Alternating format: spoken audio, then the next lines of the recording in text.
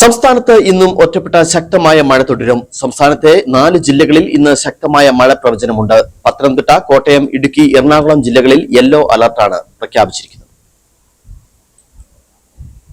സംസ്ഥാനത്ത് വരും മണിക്കൂറുകളിൽ ശക്തമായ മഴ തുടരുമെന്ന് കേന്ദ്ര കാലാവസ്ഥാ വകുപ്പിന്റെ മുന്നറിയിപ്പുണ്ട്. ഇതിന്റെ അടിസ്ഥാനത്തിൽ പത്തനംതിട്ട, കോട്ടയം, ഇടുക്കി, എറണാകുളം ജില്ലകളിൽ യെല്ലോ അലർട്ട് പ്രഖ്യാപിച്ചു. 24 മണിക്കൂറിൽ 64.5 മില്ലിമീറ്റർ മുതൽ 115.5 മില്ലിമീറ്റർ വരെ മഴ ലഭിക്കാൻ സാധ്യതയുണ്ടെന്ന് അധികൃതർ അറിയിച്ചു. മഴയ്ക്കൊപ്പം മണിക്കൂറിൽ 40 കിലോമീറ്റർ വരെ വേഗതയിൽ ശക്തമായ കാറ്റിനും ഇടിമിന്നലിനും സാധ്യതയുള്ളതിനാൽ ജനങ്ങൾ അതീവ ജാഗ്രത പാലിക്കണമെന്ന് കാലാവസ്ഥാ നിരീക്ഷണ കേന്ദ്രം നിർദ്ദേശിച്ചു.